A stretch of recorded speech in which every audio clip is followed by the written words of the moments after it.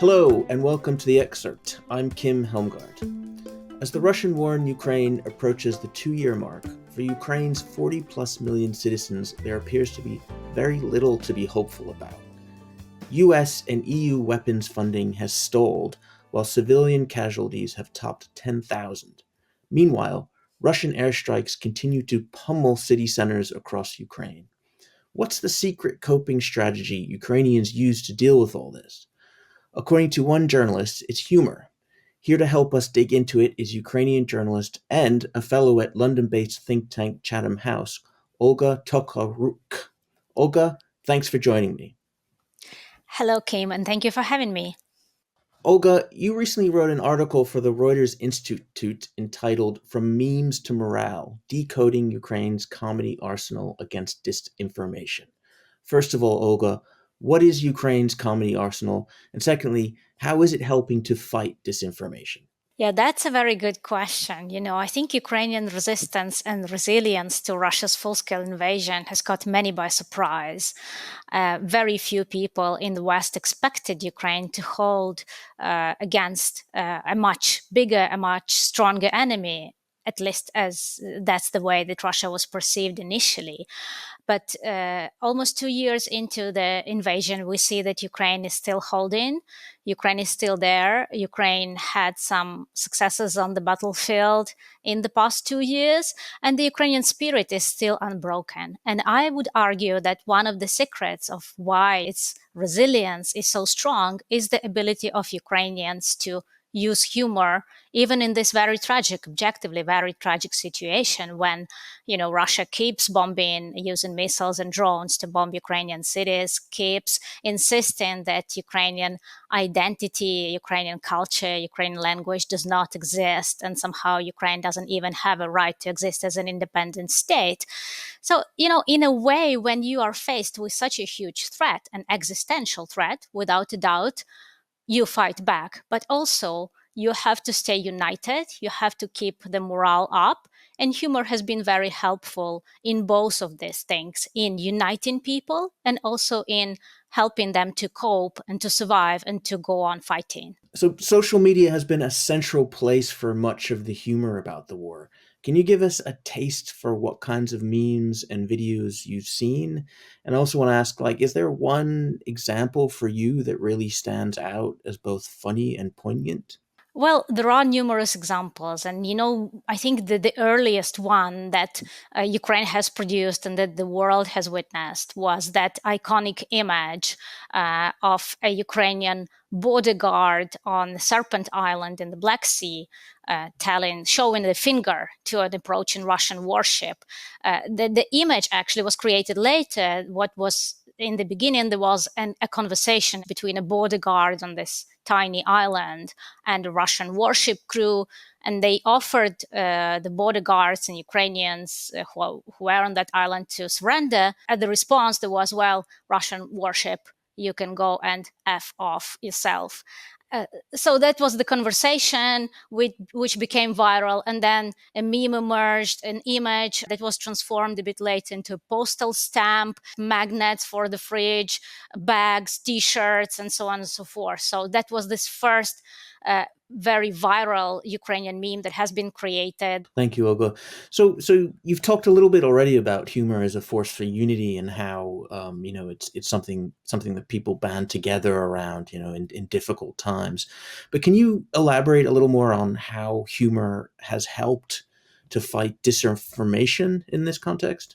So basically, what Russia was saying at the beginning of the full-scale invasion, what Russia still keeps saying, it keeps denying Ukrainian agency. It keeps saying that, well, Ukraine is not a real country. Ukrainians are not the real people. They are somehow confused Russians who forgot that they are Russian. So we have to either re-educate them or we have to subjugate them and, use a whole set of repressions so that we remind them in a very violent and brutal way that in fact they are Russians. So in this sense, humor is a way for Ukrainians to re-establish that agency and to show, no, actually, we are a separate nation. We have a separate identity. We do not want to have anything to do with Russia. We are not Russians. So, a big part of Ukraine's political landscape for the past couple of years has been devoted to fundraising for the war effort. The EU, the US, and others have sent billions since the war began. That funding is now stalled. How are President Zelensky and others in Ukraine using humor to win hearts and minds overseas? Yeah, humor is a very good way to just let people know about who Ukrainians are and what Ukraine is, and let the people know in a positive way. It's a way to introduce Ukraine and Ukrainians to international audiences and also to portray Ukraine as a part of the Western world. So, in a way, humor has been really helpful because Ukrainians used it a lot to produce memes based on Western popular culture to refer to movies and memes that were already familiar to people in the West. So in this way, like humor helps to show to audiences in the West that Ukraine is the part of the West, that Ukraine shares the same cultural codes, that Ukraine shares the same democratic values, and well, potentially, that could be helpful in maintaining that support to Ukraine also in financial terms.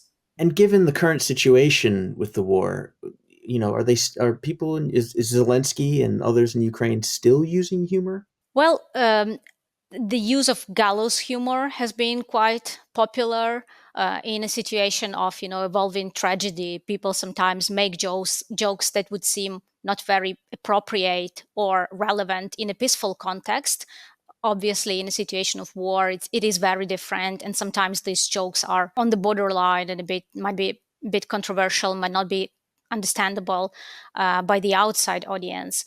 But yes, they do use jokes, and President Zelensky sometimes use humor during his press conferences inside Ukraine and abroad. He has a background as a comedian, and that shows. There is a fine line to walk that humor does not eclipse the gravity of the situation, to ensure that it does not eclipse how dire the situation really is. Thank you, Olga. So, dark humor during wartime is nothing new.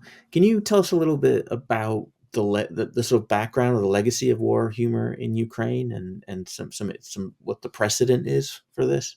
Ukraine's history has seen a lot of dark periods, a lot of dark times.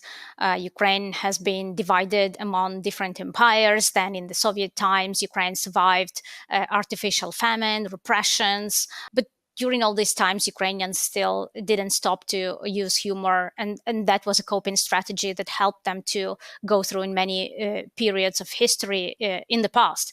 And since Russian invasion of Ukraine that began in 2014, 10 years ago with the annexation of Crimea and the start of Russian aggression in Donetsk and Luhansk regions, Ukrainians have been using humor very extensively since then to make fun of Russian disinformation in many respects and to make fun of Russian propaganda, to ridicule, Russian narratives, and to in this way also fight fear from having such a powerful neighbor as an enemy that is being aggressive, that is trying to destroy Ukraine. I want to ask you about demoralizing the enemy.